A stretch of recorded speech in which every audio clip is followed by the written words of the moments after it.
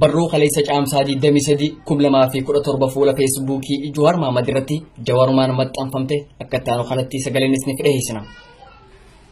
Walitti aaruu fi walitti wacuu marsaalee hawaasaa irra deddeemu kanarratti akkaan waaja'uu qaamaa fi fagoonis dhaamsa hedduun harkadhe. Eega jettanii kunoo yaada kiyya akka armaan gaditti dheereessee barreesseetiin jira. Obsaan dubbisaa. Jeequmsi sababa Facebook liif haasa'uu kun faashina yeroon fidde waan ta'eef ni dabra. Qabsoon tun amma duraas faashina akkasiitiin raafamtee bira dabarte. Yoo yaadattan gaafa qabsoon teenya dura internet fayyadamuu eegalte marsaalee email distribution network or list serve fayyadamuun mariin gaggaariin godhamaa ture. Oromoonni addaan faca'anii turanis toora ittiin yaada wal jijjiiran argatan. Dhawaataan garuu namoonni atakaaroo keessa galuun maqaa wal balleessuun faashina ta'aa dhufe. Qabsoo keessattis jeequmsa uumaa dhufee balaa guddaa gaggeessise. Garuu dhawaataan namuu waan kana hubatee nuffee barreessuu fi dubbisuu dhabuun harka keessaa luqqifachuu eegale. Marsaaleen sun gariin ni cufaman, kanaafis namuma lamaa sadiitu keessaa barreessaa jiram. Akkasuma gaafa dura Oromoon paaltokiin wal baratees dhimmoota qabsoo jajjaboo irratti haasa'uun namoota rakkatan gargaaruun akkasumas barnoota waliif kennuun danda'amee ture. Garuu adeemsa keessa kunis bakka walitti wacanii fi maqaa wal balleessan tahaa deeme. Jeequmsa mooraa qabsootis daran hammeessuu keessatti shoora taphatee ture. Paaltok har'aas namoonni hedduun kan fayyadaman ta'us namoonni waan achirratti haasa'amu onni itti fudhatu xiqqaateeti jiram. Dubbii paaltok jechuun namuu laaffisee ilaalama. Kan Facebook liif kunis dhawaataan akkasuma gatii dhabaa waan deemuuf hedduu dhiphachuun hin barbaachisu. Hammasitti garuu balaa geessisuu danda'u hir'isuuf hubannoo armaan gadii qabaachuun gaarii natti fakkaata.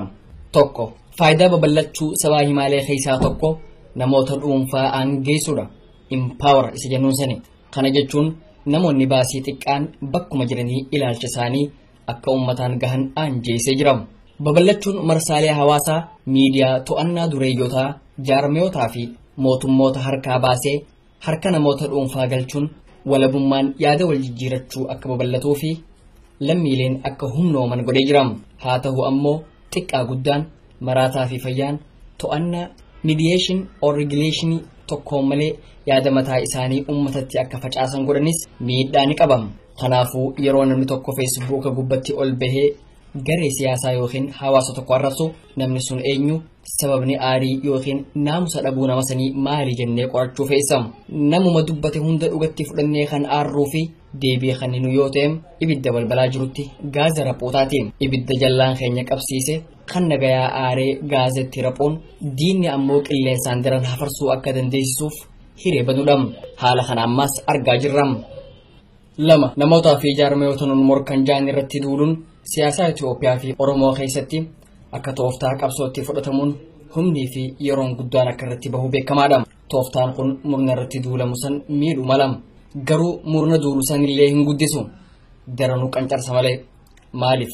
Humni beekumsii fi yeroon murna nun dorgomu laaffisuuf goonu sun kan silaa hojii jaarmiyaatiif oolu malu irraa kan hidhame waan ta'eef. Dabalataanis xiyyeeffannaan keenya murna nu cinaa jiru irratti waan ta'uuf diina laaffisuuf fuuldura deemuun irraanfatama.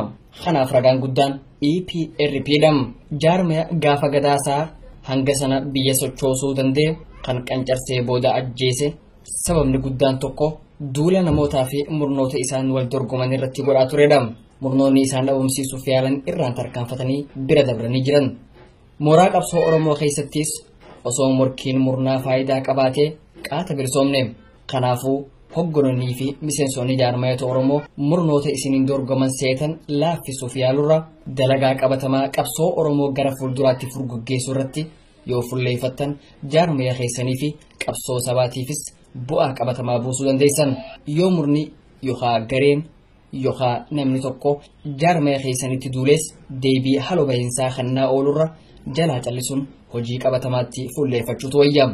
Maaliif jennaan uummanni abbaa odeessuu fi kan dalagu laalee waan arkuuf jalqabarraa kan odeessuuf gura laatus oolee bulee gargaarsa qabatamaan abbuma dalagu waliin hiriira. 3. Murna siyaasaa tokko abaaruun hin ajjeesu, faarsuunis hin guddisu. Jaarmeeni siyaasaa kan guddatuu fi qancaru dalagaadhaani. Jaarmeeni siyaasaa akkuma jaarmee daldalaati. Yoo hojii isaa tarsimoo fi tooftaadhaan masakamee jabaatee hojjete ni guddata.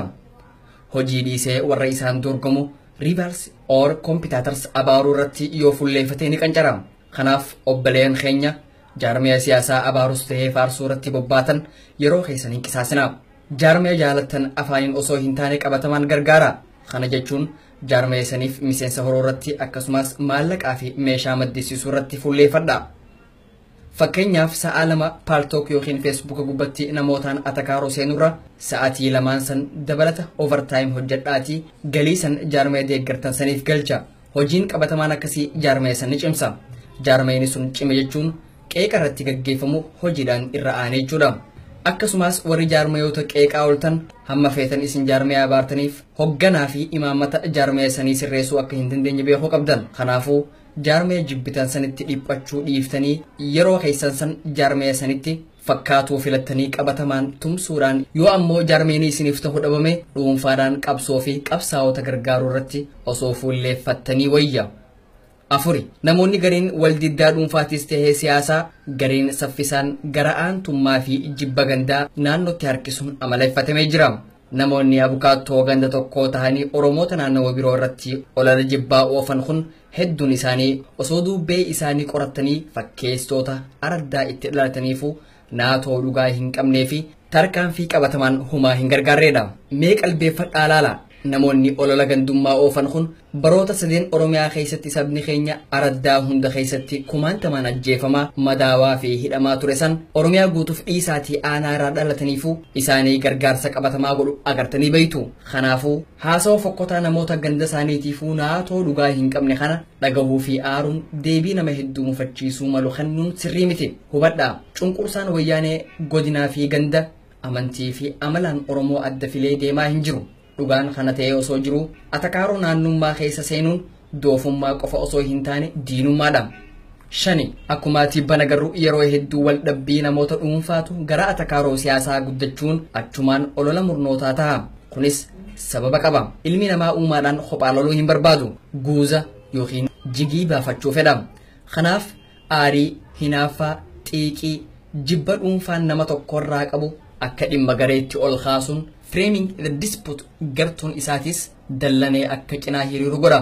Gara biraatiin ammoo wal dhibdeen siyaasaa irratti eegalte gara jibbaa fi olola gartuu fi dhuunfaa yeroo gadi buutu agarra. Kun waanuma siyaasaa hunda keessa jirudha. Sababni isaas haasawa communication siyaasaa keessatti wantoonni 4 walitti hidhamoodha. Isaanis dhaamsa, message, abbicha dhaamsa dabarsu, messenger, karaa yookiin bakka dhaamsi irraa dabru, miidiyeemii fi hawaasa dhaamsi sun itti fulleeffate audiyansiidha. Atakaaroo siyaasaa keessatti tooftaan barame tokko dhaamsa tokko dhaamsaan mo'achuu yoo dadhabame nama dhaamsa san dabarse messenger yookiin bakki dhaamsi sun irraa dabre haleeluudha. Tooftaan kun dhimma marii sanirraa qalbii facaasuun distract mudaa abbichaa yaada kaasee irratti akka fulleeffamu taasisa. Maarree wal dhibdeen dhuunfaa gara falmaa murnootaa akkasumas garaagarummaa siyaasaa gara lola dhuunfaa deemuu tana mooraa qabsoo keessatti akkamiin irra aanu laata? Kan dura yoo danda'ame marii fi falmii siyaasaa keessa muftoo jaalalaa fi jibba dhuunfaa galchuu dhabuudha. Kana gochuun ilaaftuu akka hin taane naaf gala. Garuu yaaluun hin badu. Fakkeenyaaf namni tokko dhimma dhuunfaa keetii kaasee yoo si tuqe atis deebii wal fakkaataa dhiheessuu mannaa dhimmuma marii irratti fuulleeffachuun tooftaa nama sanii irra aanuuf ni dandeessisa. B. Gorsi hayyoonni siyaasaa namaaf laatan tokko qeeqa irra aanuuf gogaa naachaa baafadhu kan jedhudha. Kana jechuun gogaa jabaa laaftutti hin madoofnee fi hin quncaane baafadhuudha. Siyaasaa keessatti yeroo balleessite dhiisii gaafuma tolchiteehuu qeeqamuun waan hin oolle. Qeeqa dhiyaatu hunda dhaggeeffachuun barbaachisaadha. Deebii itti kennuun garuu dirqamaa miti. Faayidaas hin qabu. C. Dubbataa salphisuun jalaa callisuudha. Atakaaroo siyaasaa keessatti yeroo hedduu namoonni hamtuu dubbatanii hamtuu afaanii nama baasu. Kanaaf warra dubbii barbaadu deebii dhoowwachuun afaan qabsiisuu ni danda'ama. Da atakaaroon siyaasaa yeroo tokko tokko hoo'itee gara walitti bu'iinsa dhuunfaa ni deemti. Balaa haalli kun uumuu malu karaa lamaan irra aanu feessa. Kan duraa yeroo dubbiin oowwite walitti deddeebisuurra bulfachuun aadaa Oromooti. Tooftaa gaariilleedha. Dubbiin bulte itittuu taati. Miirri ni qabbanaawaa. Wanti si'aan wal falmisiisus ifa ta'a. Kan lammadaa hamma feetan yoo aartan nama tokko dhuunfaan ummata duratti arrabsuu yookiin xiqqeessuu irraa of qusadha. Nama tokko dhuunfaan in private fi ummata duratti yookiin miidiyaa irratti public yoo itti dubbattan hiikaa guddaa qabaaf. Kan dhuunfaa sun hammaatu arrabsoodha. Kan ummata duratti garuu salphisuudha. Private insult versus public humiliation. namni arrabanii irraanfata ni araaramaas ummata duratti salphachuun garuu lafee waan seentuuf deebi'anii walitti fayyuu rakkisaadha. Ilmaan Oromoo hamma feene yoo waliif galuu dhabne addaan cinnee hafuu hin dandeenyu. Oromummaa fi qabsoon walumatti nu fiddi. Kanaafuu atakaaroo siyaasaa keessatti ummata duratti wal salphisuun bor walitti deebinee hojjechuuf danqaa waan ta'uuf irraa of qusachuun barbaachisaadha. 6. Atakaaroo marsaalee hawaasaa kana keessatti maqaan kiyya deddeebi'ee akka ka'u nan hubadha. Kanaafuu qabxiilee lamaan tokko ifa godhuun fedha. Tan dura ani nama barruunis tahee dubbachuun qeeqana irratti ka'uuf yeroo barbaachisaa ta'etti deebii kennuu danda'udha. Kanaafuu namni dubbataa kiyya godhee ani ramadee hin jiru. Namoonni waan na deeggaran fakkeessanii garee siyaasaa yookiin hawaasummaas ta'ee nama dhuunfaa irratti duulan ana bakka hin bu'an. Deeggaraan kiyya nama hojii ani hojjedhu qabatamaan na gargaareedha. Garaagarummaan fedhe anaa fi jaarmee siyaasaas ta'ee nama dhuunfaa waliin yoo jiraate karaa keessaa kan ittiin furruutu jira. Jiraachuu baannaanis ni uumna. Kan lammadaa namoonni hedduun bifa adda addaatiin akkana qeeqanis ni beeka. Kun mirga isaaniiti. Ani nama ummata fuuldura jiru public figure. Oromoon akka jettu namni ummata dura dhaabbatu akka nama qullaa gabayaa dhaqeeti. Na hin laalinaa as malee achi hin laalinaa kan agartan hunda dinqisiifadhaa jechuu hin danda'u. Kanaafuu nama public figure ta'ee qeequun mirga heeraa fi uumaanis kennameedha. Namoonni gariin deeggaraa jaarmee siyaasaa fakkaachuun kan na balaaleeffatanis jiraachuu malu. Hammaan ani beekutti warri jaarmeeyaalee siyaasaa fi hawaasummaa Oromoo hogganu komii walirraa qabnu karaan itti waliif dhiheessinu kan diriireetu jira. Warri intarneetii irraa waan dhaabaa wayii bakka bu'an fakkeessanii dubbatan ejjennoo dhaabbilee siyaasaa dabarsaa akka hin jirre beekamuu qaba. Namni hogganaa yookiin miseensa beekamaa jaarmee tokkoo tahee intarneetii irraa olola kan banu yoo taate garuu jaarmeeyni sun eemaruu qaba. Kan sadeessoo jaarmeeyni ani hogganu OMN heeraa fi seera qaba. Namni akka gaazexeessaas ta'ee damee bulchiinsaatti OMN keessa jiru jaarmeeyaas tahee nama dhuunfaa kamiyyuu arrabsuus ta'ee abaaruun dhorkaadha. Namni hojjettoota yookiin bulchiinsa OMN irraa komii qabu yoo jiraate hoggansatti komii dhiyeeffachuu danda'a. Komiin sun ragaa qabatamaan dhiyaatee tarkaanfiin sirrii isaa fudhatamuu baannaan anaa fi hoggansaaf itti gaafatamna. Garuu ammoo warra OMN waliin hariiroo caasaa fi sirnaa hin qabne garuu ammoo intarneetii gubbatti atakaaroo keessa oolan karaa ittiin to'annu hin qabnu. OMN kan dhaadheessu hojii isaati. Kanaaf tifoozoo isa hin barbaachisu. OMN abukaatoolee jajjaboo dipaartimentii seeraa jalatti gurmaa'an qaba. Kanaafuu abukaatoo intarneetii irraa isa hin barbaachisu. Namni hojii OMN jaalatu karaa qabatamaa sadiin deeggara maallaqa, ogummaa fi odeeffannoodhaani. Jaalattoota OMN fakkaatanii atakaaroo uumaa ooluun ummata afafaan jeessa malee OMN hin fayyadu. Kanaafuu warri akkasii yoo nu dhageessan dhaabaa jenna. Yoo dhaabuu baattan ammoo uummanni keenya jarri fira OMN osoo hin taane ajandaa mataa isaanii akka gaggeessaa jiran akka nuuf beektan feena. Haaluma wal fakkaatuun warri deeggaraa jaarmee siyaasaa of fakkeessuun OMN irratti duulanis jiru. OMN murnoota siyaasaas tahee hawaasummaa Oromoo loogii tokko malee tajaajiluu akka qabu imaammata editoriaalii keessatti ifatti kaayameera. Murnoota siyaasaas tahee hawaasaa sagantaalee OMN irraa komii yeroo qabaatan kallattiidhaan bulchiinsaaf dhiheessu. Amma duraas dhiheessaa turan. Marii waliin teenyee goonuun furaa as geenye. Gara fuulduraas haaluma kanaan itti fufna. Gareeleen tajaajilli OMN kan nu hin quubsine jaan miidiyaa ofii uummachuun mirga isaaniiti.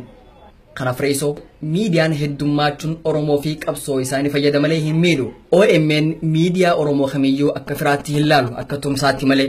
Waan OMN hojjechuu hin dandeenye miidiyaaleen hafan waan hojjetaniif ba'aatu irraa hir'ata. Kan biraa dhiisaatii taafaa'oon olola wayyaaneetiin garaa uummataa boqosuu dhimmoota aadaa irratti bakka OMN gahuu hin dandeenye gahee waan dalaguuf hojii miidiyaa Oromootiif faayidaa guddaa qaba.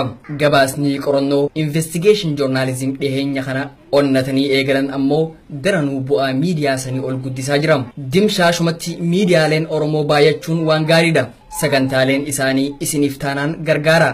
Isiniif ta'uu baannaan yaada ijaarsaa laadhaaf. Waldorgommii miidiyaalee jidduu jirus kan ololaa osoo hin taane kan hojii haa ta'u jechuunis baay'inaa fi qulqullina quality and quantity sagantaalee irratti haa hundaayu. Waldorgommiin miidiyaalee bifa akkasii qabu dirree miidiyaa Oromoo ni gabbisa. Sabaa fi qabsooteenyaas ni cimsa.